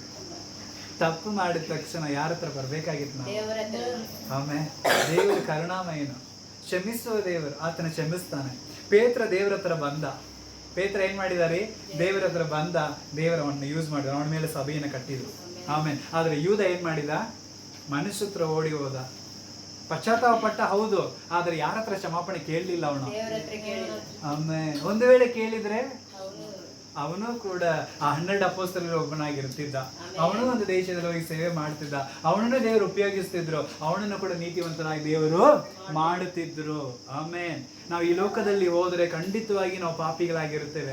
ಈ ಲೋಕವು ನಮ್ಮನ್ನ ಸಾಯಿಸುತ್ತೆ, ಈ ಲೋಕವು ನಮ್ಮನ್ನ ಪಾಪಿಗಳಾಗಿ ಮಾಡುತ್ತೆ ಪ್ರಿಯರೇ. ಆದರೆ ನಾವು ಅದೇ ಲೋಕದಲ್ಲಿ ಇದ್ದುಕೊಂಡು ದೇವರ ಹತ್ರ ಮೊರೆ ಇಡೋದಾದ್ರೆ ಅವರ ಮಧ್ಯದಲ್ಲಿ ದೇವರು ನಮ್ಮನ್ನು ಪರಿಶುದ್ಧನಾಗಿ ಇಡುತ್ತಾನೆ. ಅವರ ಮಧ್ಯದಲ್ಲಿ ದೇವರು ನಮ್ಮನ್ನು ಉಪಯೋಗಿಸುತ್ತಾನೆ. ಅಲ್ಲೆಲ್ಲೂ ಅವರ ಮಧ್ಯದಲ್ಲಿ ದೇವರು ನಮ್ಮನ್ನ ಪ್ರಖ್ಯಾತಿಗೊಳಿಸುತ್ತಾನೆ. ಅಲ್ಲೆಲ್ಲೂ ಅರ್ಥ ಆಯ್ತಲ್ಲ? ಈಗ ನೋವು ಅನಿಸಬಹುದು, ಒಂದು ಕಾಲ ಬರುತ್ತೆ ಆವಾಗ ನಮ್ಮ ಹೆಸರನ್ನ ದೇವರು ಪ್ರಖ್ಯಾತಿಗೊಳಿಸುತ್ತಾನೆ. ಆಮೇಲೆ ಹೇಗೆ ನೋಹನಿಗೆ ವಾಕ್ಯದಲ್ಲಿ ಬರೆಯಲ್ಪಟ್ಟಿದೆ ಅವನು ನೀತಿವಂತನು ಅಂತ ಹೇಳಿ, ನಮ್ಮ ಹೆಸರನ್ನ ಕೂಡ ಪರಲೋಕ ರಾಜ್ಯದಲ್ಲಿ ದೇವರು ಬರೀತಾನೆ, ಇವನು ನೀತಿವಂತನು. ಅಲ್ಲದೆ ಅರ್ಥ ಆಯ್ತಲ್ಲ? ಯಾವಾಗ ನಾವು ದೇವರಲ್ಲಿ ಪಶ್ಚಾತ್ತಾಪ ಪಟ್ಟು ಆತನೊಂದಿಗೆ ನಡೆಯುವಾಗ. ಆಮೇಲೆ ಅಲ್ಲೆಲ್ಲ ಒಂದು ವೇಳೆ ನಾವು ದೇವರೊಂದಿಗೆ ನಡೆಯುವಾಗ ಖಂಡಿತವಾಗಿ ಏನ್ ಮಾಡೋಂಗಿಲ್ರಿ, ಪಾಪ ಮಾಡೋದಿಲ್ಲ. ಅಲ್ಲೆಲ್ಲೂಯ್ಯ. ಒಂದು ಉದಾಹರಣೆ ಹೇಳ್ತೇನೆ. ಮನೆಯಲ್ಲಿ ತಂದೆ ತಾಯಿಗಳು ಇದಾರಂತ ಹೇಳಿದ್ರೆ ಮಕ್ಕಳು ತಪ್ಪು ಮಾಡ್ತಾರಾ? ಒಂದು ಉದಾಹರಣೆ ಹೇಳ್ತಾ ಇದ್ದೀನಿ. ಮೊಬೈಲ್ನಲ್ಲಿ ಏನಾದ್ರು ಕೆಟ್ಟದಾಗಿ ಅವನಸ್ತ ಮಕ್ಕಳು ನೋಡ್ತಾ ಇದ್ದಾರೆ ಅಂತ ಹೇಳಿದ್ರೆ ಮನೆಯಲ್ಲಿ ತಂದೆ ತಾಯಿಗಳಿದ್ರೆ ಅವ್ರು ನೋಡ್ತಾರಾ?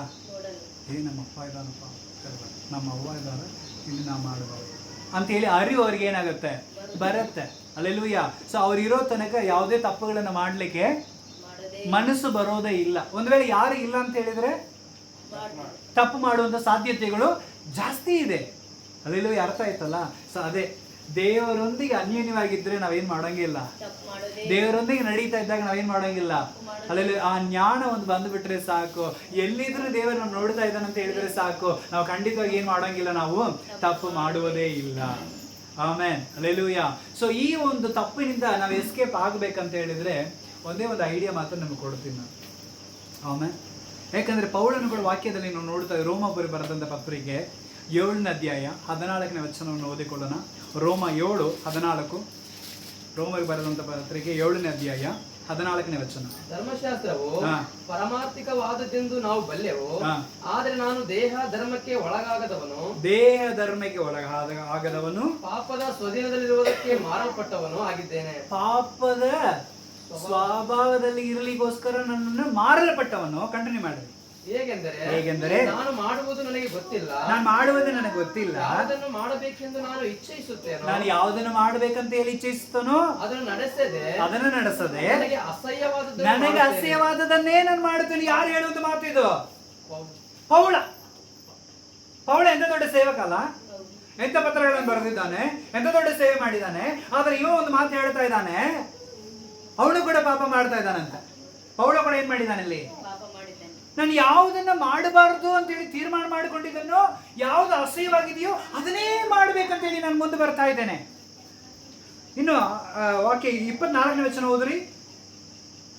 ಅಯ್ಯೋ ನಾನು ಎಂತ ದುರಾವಸ್ಥೆಯಲ್ಲಿ ಬಿದ್ದಿರುವಂತ ಮನುಷ್ಯನು. ಯಾರಿದು ಹೇಳುವಂಥದ್ದು? ಪೌಲನು. ನಾವು ಪೌಳ ಎಂತ ವ್ಯಕ್ತಿ ಅಂತ ಮಾತಾಡ್ತೀವಲ್ಲ, ಆದ್ರೆ ಅದೇ ಪೌಳನ್ ಮಾತಾಡ್ತಾ ಇದ್ದಾನೆ, ಎಂತ ದುರವಸ್ಥೆಯಲ್ಲಿರುವಂತ ಮನುಷ್ಯನು ನಾನು. ಅಂದ್ರೆ ಅರ್ಥ ಏನು? ಅವನು ಕೂಡ ಪಾಪದಲ್ಲಿ ಬೀಳ್ತಾ ಇರ್ತಾನೆ. ಅಲ್ಲೂ ಅವನು ಕೂಡ ತಪ್ಪದಲ್ಲಿ ಬೀಳ್ತಾ ಇರ್ತಾನೆ. ನಾನು ಯಾವ್ದನ್ನು ಮಾಡಬಾರ್ದು ಅಂತಿದ್ದೀನೋ ಅದನ್ನೇ ಮಾಡ್ಬೇಕಂತ ನನ್ನ ಹೃದಯ ಏನ್ ಮಾಡ್ತಾ ಇದೆ, ಪ್ರೇರೇಪಣೆ ಕೊಡ್ತಾ ಇದೆ. ನಾವು ತೀರ್ಮಾನ ತಗೊಂಡ್ರೆ ಹಂಗೆ ಆಗತ್ತಾ ಇಲ್ವಾ? ಕುಡುಕರು ಹೋಗಿ ಕುಡುಕತನವನ್ನು ಬಿಡಿಸ್ಬೇಕಂತ ಯೋಚನೆ ಮಾಡ್ರಿ. ನೀವು ಎಷ್ಟೇ ಹೋಗಿ ಏನೇ ಮಾಡಿದ್ರು ಕಣ್ ತಪ್ಪಿಸ್ಕೊಂಡು ಹೋಗಿ ಸರ ಅಂಗಡಿ ಹೋಗಿ ನಿಂದಿರ್ತಾರೆ. ಆಮೇಲೆ ಅಲ್ಲಿ ಚೀಟಿ ಹಾಕಿ ರೂಢಿ ಆಗಿದವ್ರು ನೋಡ್ರಿ, ಚೀಟಿ ಹಾಕ್ಬಾರ್ದು ಅಂತ ಹೇಳಿದ್ರು ಮತ್ತೆ ಮುದ್ದಾಮ್ ಏನೋ ಒಂದು ಚೀಟಿ ಕೊಟ್ಬಿಟ್ರೆ ಆಯ್ತು ಬಿಡು ಒಂದಿನ ಹಾಕ್ಬಿಡೋಣ ಲಾಸ್ಟ್ ಅಂತ ಹೇಳಿ ಮತ್ತೆ ಹಾಕಿ ರೂಢಿ ಮಾಡ್ಕೊಂಡ್ಬಿಟ್ಟಿರ್ತಾರೆ. ಆಮೇಲೆ ಹಲ್ಲೆಲೂಯಾ. ಸೊ ಮನುಷ್ಯನ ಪಾಪ ಮಾಡಬಾರ್ದು ಅಂತ ಹೇಳಿದ್ರೆ ಸಂದರ್ಭಗಳು ಏನ್ ಮಾಡ್ತಾ ಇರ್ತಾವ, ಪಾಪವನ್ನು ಮಾಡಬಾರ್ದು ಅಂತ ಕೊಡ್ತಾರೆ. ಅದಕ್ಕೆ ಪೌಳನ್ನು ಹೇಳ್ತಾರೆ, ನಾನು ಎಂಥ ದುರವಸ್ಥೆ ಮನುಷ್ಯನು, ಯಾವುದನ್ನು ಮಾಡಬಾರ್ದು ಅಂತಿದ್ದೀನೋ ಅದನ್ನೇ ಮಾಡ್ಬೇಕಂತೇಳಿ ನನ್ನ ಮನಸ್ಸು ಏನ್ ಮಾಡ್ತಾ ಇದೆ, ಇಚ್ಛಿಸ್ತಾ ಇದೆ ಅಂತ ಹೇಳುವಂತ ಮನುಷ್ಯನೇ ಒಳ್ಳೆ ಸೇವಕನಾಗಿದ್ದಾನೆ. ಅನೇಕರು ನಡೆಸ್ತಾ ಇದ್ದನು, ಪರಿಶುದ್ಧನಾಗಿ ಜೀವಿಸಿದನು. ಕಾರಣ ಆ ಪಶ್ಚಾತ್ತಾಪದ ಹೃದಯ. ಅಂತ ಪ್ರೇರೇಪಣೆ ಬರುವ ಯಾರ ಹತ್ರ ಓಡ್ತಾ ಇದ್ದಾವ? ಅಂತ ಪ್ರೇರೇಪಣೆ ಬರುವ ದೇವರ ಹತ್ರ ಓಡ್ತಾ. ದೇವರೇ, ನನಗೆ ಇಂಥ ಕೆಟ್ಟ ಬುದ್ಧಿಗಳು ಬರ್ತಾ ಇದೆ, ಇಂಥ ನೀಚ ಬುದ್ಧಿಗಳು ಬರ್ತಾ ಇದೆ, ಇಂಥ ಪಾಪಗಳು ಬರ್ತಾ ಇದೆ, ದೇವರೇ ನೀನು ನನ್ನನ್ನು ಕರುಣಿಸು ಅಂತ ಹೇಳಿ ಯಾರ ಹತ್ರ ಬೇಡ್ತಾ ಇದ್ದ? ದೇವರ ಹತ್ರ ಬೇಡ್ತಾ ಇದ್ದ. ಆದ ಕಾರಣ ದೇವರು ಅವನನ್ನು ಪರಿಶುದ್ಧನಾಗಿ ಮಾರ್ಪಡಿಸ್ತಾ ಇದ್ದಾರೆ. ಆಮೇಲೆ ಹಲ್ಲೆಲೂಯಾ. ಸೊ ನಮಗೊಂದು ತಂದೆ ಇದ್ದಾನ್ರಿ, ಅವನ ಕಣ್ಣುಗಳು ನಮ್ಮನ್ನು ನೋಡ್ತಾ ಇದೆ. ಆದರೆ ಆ ಕಣ್ಣುಗಳು ನಮ್ಮನ್ನು ಶಿಕ್ಷಿಸೋದಕ್ಕೋಸ್ಕರ ಇಲ್ಲ, ನಮ್ಮನ್ನು ಕರುಣಿಸೋದಕ್ಕೋಸ್ಕರ ಇದೆ. ಆಮೇಲೆ ಅದನ್ನ ನಾವು ಅರ್ಥ ಮಾಡ್ಕೊಂಡ್ರೆ ಸಾಕು, ದೇವರಲ್ಲಿ ನಾವು ನೀತಿವಂತರಾಗಿರಬಹುದು. ಆಮೇಲೆ ಹಲ್ಲೆಲೂಯಾ. ಸೊ ಆದ ಕಾರಣ ಒಳ್ಳೆ ಒಂದು ಉದಾಹರಣೆಯನ್ನು ನಾವು ಕೊಡಬಹುದು. ದಿನಕ್ಕೆ ಎಷ್ಟು ತಾಸಿದೆ ನಮಗೆ? 24 ಗಂಟೆ ಇದೆ. ದಿನಕ್ಕೆ ಎಷ್ಟು ತಾಸು? 24 ಗಂಟೆ ಒಂದು ದಿನಕ್ಕಿದೆ. ಹಲ್ಲೆಲೂಯಾ. ಅದರಲ್ಲಿ ನಾವು ಬೆಳಗ್ಗೆ ಎದ್ದ ತಕ್ಷಣ ಕೇವಲ 1 ತಾಸನ್ನ ನಾವು ದೇವರಿಗೆ ಕೊಡೋಣ. ಆಮೇಲೆ ಎಷ್ಟು ತಾಸು ರೀ? ಬೆಳಗ್ಗೆ ಎದ್ದ ಕೂಡಲೇ ಎಷ್ಟು ಟೈಮ್ ಬೇಕಾದ್ರೆ ಹೇಳ್ರಿ, ಎಷ್ಟೇ ಟೈಮ್ಗೆ ಹೇಳ್ರಿ ಅಂತ ನಾನು ಹೇಳೋಗಿಲ್ಲ. ನಿಮಗೆ ಯಾವಾಗ ಪ್ರೇರೇಪಣೆ ಬರುತ್ತೋ, ಯಾವ ಟೈಮ್ಗೆ ಹೇಳಬೇಕಂತ ಅನಿಸುತ್ತೋ ಆ ಟೈಮಿಗೆ ಎದ್ದ ತಕ್ಷಣ 1 ತಾಸು ಯಾರಿಗೆ ಕೊಡ್ರಿ? ಆಮೇಲೆ ಅಲ್ಲೆಲ್ಲೂಯ್ಯ. ನೀವು 1 ತಾಸು ದೇವರಿಗೆ ಕೊಟ್ಟು ಮುಂದೆ ಹೋಗ್ರಿ, 23 ತಾಸುಗಳು ದೇವರು ನಿಮಗೋಸ್ಕರ ಎಲ್ಲ ಕಾರ್ಯಗಳನ್ನು ಮಾಡುವುದು. ಆಮೇಲೆ ಅಲ್ಲೆಲ್ಲ ಅರ್ಥ ಆಯ್ತಲ್ಲ. ನಾವು ಕೊಡುವಂಥ ಸ್ವಲ್ಪ ಸಮಯ ದೇವರಿಗೆ ಪರಿಪೂರ್ಣವಾದ ಸಮಯವಾಗಿದ್ದರೆ ಆತ ನಮ್ಮ ಜೀವಿತದಲ್ಲಿ ಪರಿಪೂರ್ಣವಾದ ಕಾರ್ಯಗಳನ್ನು ಕೊಡುತ್ತಾನೆ. ಹಲ್ಲೆಲೂಯಾ. ಇದನ್ನು ರೂಢಿಯಾಗಿ ಮಾಡ್ಕೋಬೇಕು. ನಮ್ಮ ಅಮೇರಿಕ ದೇಶನೇ ಒಂದು ದೊಡ್ಡ ದೇಶ ಅಂತೀವಿ. ಇಡೀ ವಿಶ್ವದಲ್ಲಿ ಅಮೇರಿಕ ಅಂದರೆ ಎಲ್ಲ ಕಣ್ಣುಗಳು ನೋಡ್ತಾ ಇರ್ತಾವೆ. ಆ ಅಮೇರಿಕ ದೇಶದ ಪ್ರೆಸಿಡೆಂಟ್ ಆಗಿ ಒಂದು ಕಾಲದಲ್ಲಿ ಅಬ್ರಹಾಂ ಲಿಂಕನ್ ಅಂತೇಳಿ ಒಬ್ಬರಿದ್ದರು. ಅಬ್ರಹಾಂ ಲಿಂಕನ್ ಅನ್ನೋರು ಆ ಒಂದು ಅಮೇರಿಕ ದೇಶದ ಪ್ರೆಸಿಡೆಂಟ್ ಆಗಿ ನೇಮಕವಾಗಿದ್ದರು. ಆದರೆ ಅವ್ರನ್ನ ಭೇಟಿ ಆಗ್ಲಿಕ್ಕೆ ಒಬ್ಬ ಬಿಸ್ನೆಸ್ ಮ್ಯಾನ್ ತುಂಬ ಪ್ರಯತ್ನ ಮಾಡ್ತಾ ಇದ್ದ. ಒಂದು ಬಿಸ್ನೆಸ್ ಮಾಡುವವನು ಅವ್ರನ್ನ ಭೇಟಿ ಆಗ್ಬೇಕಂತ ಹೇಳಿ ತುಂಬ ಪ್ರಯತ್ನ ಮಾಡ್ತಾ ಇದ್ದಂತೆ. ಆ ಬಿಸ್ನೆಸ್ ಮ್ಯಾನ್ ಅವಾಗ ಹೋಗುವಾಗಲೂ ಅವನು ಸಿಗ್ತಾನೆ ಇಲ್ಲ. ಸೊ ಪದೇ ಅವನು ಬಂದು ಕಾಡುವಾಗ ಅಬ್ರಹಾಂ ಲಿಂಕನ್ ಯೋಚನೆ ಮಾಡಿದ್ರಂತೆ, ನಿಮಗೆ ಕೊಡ್ಲಿಕ್ಕೆ ನನಗೆ ಟೈಮೇ ಇಲ್ಲ. ಆದರೆ ಓಕೆ, ಬೆಳಗ್ಗೆ 5 ಗಂಟೆಗೆ ಏನು ಮಾಡಿಬಿಡ್ರಿ, ಬಂದುಬಿಡ್ರಿ. ಅವಾಗ ನಾನು ಸ್ವಲ್ಪ ಫ್ರೀ ಆಗಿರ್ತೀನಿ, ನಿಮಗೆ ಅಪಾಯಿಂಟ್ಮೆಂಟ್ ಕೊಡ್ತೀನಿ, ನೀವು ಬಂದು ನನಗೆ ಏನು ಮಾಡಿರಿ, ಭೇಟಿಯಾಗಿರ್ತೀನಿ. ಓಕೆ, ಅಷ್ಟು ಸಾಕ್ರಿ ನನಗೆ. ಆ ಬಿಸ್ನೆಸ್ ಮ್ಯಾನ್ ಏನು ಮಾಡಿದ, ಅಷ್ಟು ಸಾಕ್ರಿ, ಒಟ್ಟು ನಿಮಗೆ ಟೈಮ್ ಸಿಗೋದೇ ನನಗೆ ಅಪರೂಪ, ಅದು ನೀವು ಕೊಟ್ಟ ಟೈಮ್ ಖಂಡಿತವಾಗಿ ನಾನು ಬರ್ತೀನಿ ಅಂತ ಹೇಳಿ ದಿನಗೋಸ್ಕರ ವೆಯ್ಟ್ ಮಾಡ್ತಾ ಇದ್ದ. ಸೊ ಪ್ರೆಸಿಡೆಂಟ್ ಮೀಟ್ ಆಗ್ತಾ ಇದ್ದೀನಿ, ತುಂಬ ಬ್ಯುಸಿ ಆಗಿರ್ತಾರೆ ಅವರು, ಒಟ್ಟು ಟೈಮ್ ಕೊಡೋಕ್ಕೆ ಆಗೋದಿಲ್ಲ. ಅಂತ ಮನುಷ್ಯನ ಭೇಟಿ ಆಗಬೇಕಂದ್ರೆ ಇನ್ನೂ ಅರ್ಧ ಗಂಟೆ ಮುಂಚೆನೇ ನಾವೇನು ಮಾಡಿಬಿಡ್ಬೇಕು, ಹೋಗ್ಬಿಡ್ಬೇಕಂತೇಳಿ ಬೆಳಗ್ಗೆ 4:15 ಏನು ಮಾಡಿಬಿಟ್ನಂತೆ, ಹೋಗಿ ಅವ್ರ ಆಫೀಸ್ ಮುಂದೆ ಹೋಗಿ ಕೂತ್ಕೊಂಡ್ಬಿಟ್ರಂತೆ. ಇವನು ಹೋಗಿ ಅಲ್ಲಿ ಆಫೀಸ್ನಲ್ಲಿ ಸೇರುವಾಗ ಅಬ್ರಹಾಂ ಲಿಂಕನ್ ರೂಮ್ನಲ್ಲಿ ಆಲ್ರೆಡಿ ಒಂದು ಮೀಟಿಂಗ್ ನಡೀತಾ ಇತ್ತಂತೆ. ಆಲ್ರೆಡಿ ಅಬ್ರಹಾಂ ಲಿಂಕನ್ ಯಾರ ಜೊತೆಗೆ ಏನು ಮಾಡ್ತಿದ್ರಂತೆ, ಒಳಗೆ ಮಾತಾಡ್ತಾ ಇದ್ರಂತೆ. ಅಯ್ಯೋ ಯಪ್ಪ, ಬೆಳಗ್ಗೆ 5 ಗಂಟೆಗೆ ನನಗೆ ಅಪಾಯಿಂಟ್ಮೆಂಟ್ ಕೊಟ್ಟಿದ್ದಾರೆ, ಇದಕ್ಕಿಂತ ಮುಂಚಿತವಾಗಿ ಅಬ್ರಹಾಂ ಲಿಂಕನ್ ಏನು ಮಾಡಿಬಿಟ್ಟಿದ್ದಾರೆ, ಬೇರೆ ಯಾರಿಗೂ ಒಂದು ಅಪಾಯಿಂಟ್ಮೆಂಟ್ ಕೊಟ್ಟಿದಾರಲ್ಲ, ಈ ಮನುಷ್ಯ ನಿದ್ದೆ ಮಾಡ್ತಾನೆ ಇಲ್ವಾ? ಆಮೇಲೆ ಹಲ್ಲೆಲೂಯಾ, ಒಟ್ಟೆ ಈ ಮನುಷ್ಯ ಯಾವಾಗಲೂ ಹೆಸರಾಗ್ತಾನೆ ಇಲ್ಲ. ನನಗೆ 5 ಗಂಟೆ ಕೊಟ್ಟಿದ್ದಾನೆ, ಆದರೆ ನನಗಿಂತ ಮುಂಚೆನೇ ಇನ್ನೊಬ್ಬರಿಗೆ ಏನು ಮಾಡಿಬಿಟ್ಟಿದ್ದಾನೆ, ಅಪಾಯಿಂಟ್ಮೆಂಟ್ ಕೊಟ್ಟಿದ್ದಾನೆ ಅಂತ ಹೇಳಿ ಅರ್ಧ ಗಂಟೆ ಮುಂಚೆ ಕಾಯ್ತಾ ಇದ್ದಾನೆ. ಯಾವಾಗ 5 ಗಂಟೆ ಆಗುತ್ತೆ, 5 ಗಂಟೆ ಆಗುತ್ತೆ, 5 ಗಂಟೆ ಆಗುತ್ತೆ ಅಂತ. 5 ಗಂಟೆ ಆದ ತಕ್ಷಣ ಓಕೆ, ಆ ವ್ಯಕ್ತಿ ಹೊರಗೆ ಬರ್ತಾನೆ, ನಾವು ಹೋಗೋಣ ಅಂತೇಳಿ ಕಾಯ್ತಾ ಇದ್ದಾನೆ. 15 ನಿಮಿಷ ಆದ್ರೆ ಆ ವ್ಯಕ್ತಿ ಏನಾಗ್ತಾ ಇಲ್ಲ, ಹೊರಗೆ ಬರ್ತಾನೆ ಇಲ್ಲ. ಆಮೇಲೆ ಇವನೇ ತಡ್ಕೊಳಕ್ಕಾಗದೆ, ಸೊ ನನಗೆ ಅಪಾಯಿಂಟ್ಮೆಂಟ್ ಕೊಟ್ಟುಬಿಟ್ಟಿದ್ದಾರೆ, ನಾನು ಬಿಸ್ನೆಸ್ ಮ್ಯಾನ್, ತುಂಬ ಬ್ಯುಸಿ ಆಗಿರ್ತೀನಿ, ನಾನು ಹೋಗಿ ನೋಡೇ ಬಿಡ್ತೀನಿ ಅಂತ ಹೇಳಿ ಆ ಕದ ತೆಗೆದು ಏನು ಮಾಡಿದ್ದಂತೆ, ಒಳಗೆ ಹೋಗಿ ನೋಡಿದ್ದಂತೆ ಅಬ್ರಹಾಂ ಲಿಂಕನ್ ಕುಂತಿದ್ರಂತೆ. ಆವಾಗ ಬಿಸ್ನೆಸ್ ಮ್ಯಾನಿಗೆ ಶಾಕ್ ಆಯಿತು. ಸುತ್ತಿ ನೋಡ್ತಾನೆ, ಅಲ್ಲಿ ಯಾರೂ ಇಲ್ಲ. ಆವಾಗ ಓಕೆ ಪ್ಲೀಸ್ ಕಮ್ ಕುಂದರ್ರಿ ಅಂತ ಹೇಳಿ ಅಬ್ರಹಾಂ ಲಿಂಕನ್ ಕರೆದ್ರಂತೆ. ಅವ್ರು ಒಳಗೆ ಹೋಗಿ ಕುಂತರಂತೆ.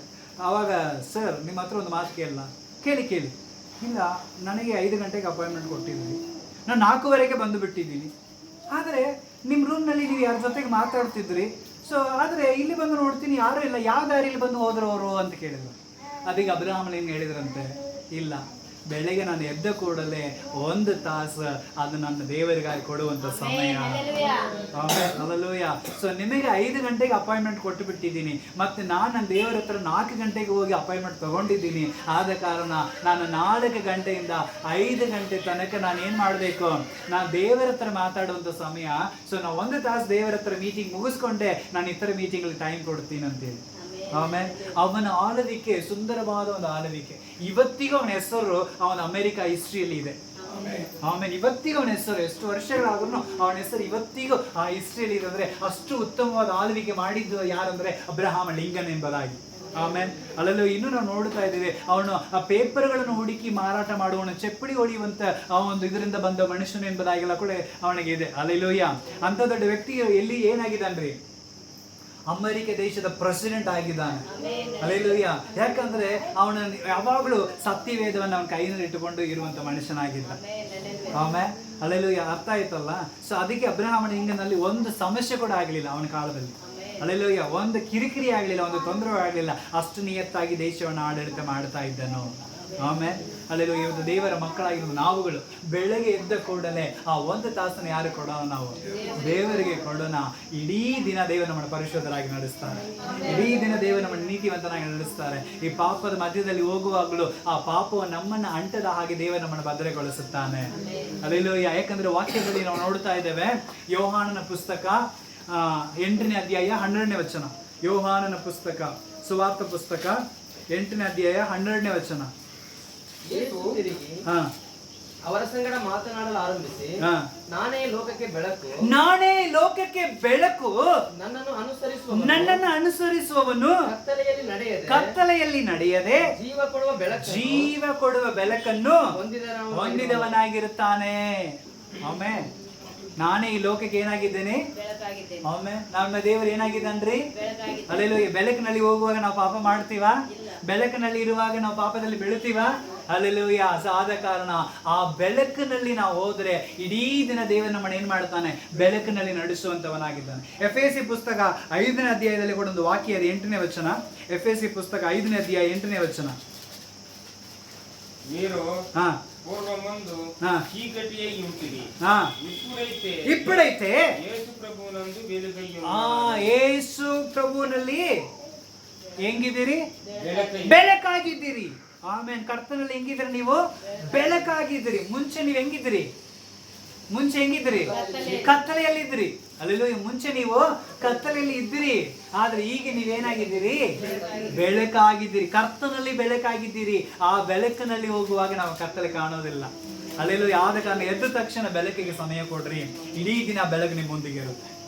ಆಮೇಲೆ ಆ ಪಾಪವನ್ನು ನಿಮ್ಮನ್ನ ಏನ್ ಮಾಡಕ್ ಆಗೋದಿಲ್ಲ, ಮುಟ್ಟಲಿಕ್ಕೆ ಆಗೋದಿಲ್ಲ, ಆ ಪಾಪದಲ್ಲಿ ಹೋಗ್ಲಿಕ್ಕೆ ಆಗೋದಿಲ್ಲ. ಆ ನಿತ್ಯವಾದ ಬೆಳಕು ನಮ್ಮನಿಗೆ ಏನ್ ಮಾಡುತ್ತೆ, ದಾರಿ ನಡೆಸುತ್ತದೆ. 1ನೇ ಥೆಸಲೋನಿಕೇಯರಿಗೆ ಬರೆದಂತ ಪತ್ರಿಕೆ 5ನೇ ಅಧ್ಯಾಯ 8ನೇ ವಚನ. 5ನೇ ಅಧ್ಯಾಯ 8ನೇ మనము పగటి వారమై ఉన్నాము గనుక మత్తులమై ఉండక విశ్వాస ప్రేమలను కవచము రక్షణ నిరీక్షణయో. ಹಲ್ಲೆಲೂಯಾ. ನಾವು ಬೆಳಕಿನ ಮಕ್ಕಳಾಗಿರುವ ಕಾರಣದಿಂದ ವಾಕ್ಯ ಹೇಳ್ತಾ ಇದೆ. ನಾವು ಯಾರ ಮಕ್ಕಳು, ಬೆಳಕಿನ ಮಕ್ಕಳು. ನಮ್ಮ ದೇವರು ಏನಾಗಿದ್ದಾನೆ, ಬೆಳಕಾಗಿದ್ದಾನೆ. ಬೆಳಕಾಗಿದ್ದಾನೆ. ವಾಕ್ಯ ಎಷ್ಟು ಚೆನ್ನಾಗಿದೆಲ್ಲ. ದೇವರು ನಮಗೆ ಏನಾಗಿದ್ದಾನ್ರಿ, ಬೆಳಕಾಗಿದ್ದಾನೆ. ನಾವು ಏನಾಗಿದ್ದೀವಿ ಈಗ, ಬೆಳಕಿನ ಮಕ್ಕಳಾಗಿದ್ದೇವೆ. ಬೆಳಕಿನ ಮಕ್ಕಳಾಗಿರುವಂತ ನಾವುಗಳು ಏನ್ ಮಾಡ್ತಾ ಇರ್ಬೇಕೀಗ, ಬೆಳಕಿಗೆ ಸಂಬಂಧಪಟ್ಟ ಮಾರ್ಗವಚಗಳನ್ನ, ತಲೆ ಸೀರವನ್ನ ಧರಿಸಿಕೊಂಡು ಹೋಗುವಂತವರಾಗಿರ್ಬೇಕು. ಆಮೇಲೆ ಜನ ಹೆಂಗೆ ನೋಡ್ಲಿ, ನಾನು ಬೆಳಕಿನ ಮಗ. ಅಲ್ಲೆಲ್ಲೂಯ್ಯ. ನನ್ನಲ್ಲಿ ಏನು ವಾಸವಾಗಿದೆ, ಬೆಳಕು ವಾಸವಾಗಿದೆ. ಈ ಕತ್ತಲೆ ನನಗೆ ಸಂಬಂಧವಲ್ಲ. ನೋಹ ಹಾಗೆ ಜೀವಿಸಿದ. ನೋಹ ಏನ್ ಮಾಡಿದ, ಹಾಗೆ ಜೀವಿಸಿದ. ಆ ಪಾಪದ ಕಾಲದಲ್ಲಿ ತನ್ನನ್ನು ಪರಿಶುದ್ಧನಾಗಿ ಇಟ್ಟುಕೊಂಡಿದ್ದ. ಇವತ್ತು ನಾವು ಏನ್ ಮಾಡ್ತಾ ಇರಬೇಕು, ಈ ಪಾಪದ ಲೋಕದಲ್ಲಿ ಇದೇ ಕಠಿಣವಾದ ಕಾಲ ಪ್ರಿಯರೇ, ಇದರಲ್ಲಿ ನಾವು ನಮ್ಮನ್ನು ಪರಿಶುದ್ಧರಾಗಿ ಇಟ್ಟುಕೊಳ್ಳೋಣ. ಆಮೇಲೆ ಅಲ್ಲೂ ನಾವು ಪರಿಶುದ್ಧರಾಗಿರುವಾಗ ಖಂಡಿತವಾಗಿ ದೇವರು ಏನ್ ಮಾಡ್ತಾನ್ರಿ, ನಮ್ಮನ್ನ ಪರಿಶುದ್ಧನಾಗಿರ್ಲಿಕ್ಕೆ ಆತನ ಮಾಡುವಂತವನಾಗಿದ್ದಾನೆ. Alleluia, alleluia. ಸೊ ಆದ ಕಾರಣ ನಾವೆಲ್ಲರೂ ಕಣ್ಗಳನ್ನು ಮುಚ್ಚೋಣ, ಪ್ರಾರ್ಥನೆ ಮಾಡಿಕೊಳ್ಳೋಣ.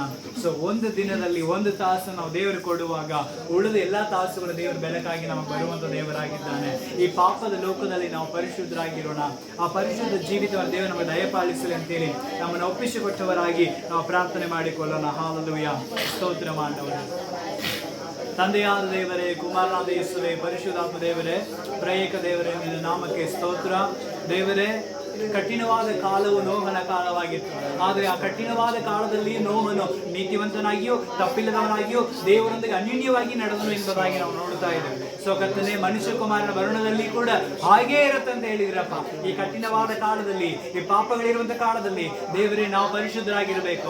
ವಾಕ್ಯ ಹೇಳಿದೆ, ನಮ್ಮನ್ನು ಕರವಾತ ನೀನು ಪರಿಶುದ್ಧನು, ನಾವು ಪರಿಶುದ್ಧರಾಗಿ ಎಲ್ಲ ವಿಷಯದಲ್ಲಿ ಇರಬೇಕಂತೇಳಿ ಆ ಪರಿಶುದ್ಧ ಎಂಬ ವಸ್ತ್ರಗಳನ್ನು ಹಾಕಿಕೊಳ್ಳುವಂತೆ ಆ ಮನಸ್ಸನ್ನು ನಮಗೆ ಕೊಡು, ಆ ಧೈರ್ಯವನ್ನು ಕೊಡು, ಆ ಕರ್ತನೇ ನಂಬಿಕೆ ನಮಗೆ ಕೊಡು, ಆ ಪ್ರೀತಿಯನ್ನು ನಮಗೆ ಕೊಡು, ಆ ವಿಶ್ವಾಸವನ್ನು ನಮಗೆ ಕೊಡು ಸ್ವಾಮಿ. ಅದರ ವಾಕ್ಯಗಳನ್ನು ಕೇಳಿದ ಪ್ರತಿಯೊಬ್ಬರನ್ನು ಕೂಡ ಅತೀವವಾಗಿ ಆಶೀರ್ವಾದ ಮಾಡು. ನಮ್ಮನ್ನು ನಾವು ತಗ್ಗಿಸ್ತೇವೆ, ನೀನು ಮಾತ್ರ ಹೆಚ್ಚಿಸು. ಪ್ರಾರ್ಥನೆ ಕೇಳಿದಕ್ಕಾಗಿ ವಂದನೆ. ಯೇಸು ಕ್ರಿಸ್ತನ ಮುದ್ದಾದ ನಾಮದಲ್ಲಿ, ಪರಿಶುದ್ಧಾತ್ಮನೇ ನಿನ್ನ ಸಹಾಯದಲ್ಲಿ ಪ್ರಾರ್ಥನೆಯಲ್ಲಿ ಬೇಡಿ ಹೊಂದುತ್ತಾ ಇದ್ದೇನೆ. ನನ್ನ ಜೀವವುಳ್ಳ ಸ್ವರ್ಗೀಯ ತಂದೆಯಾದ ದೇವರೇ, ಆಮೆನ್, ಆಮೆನ್.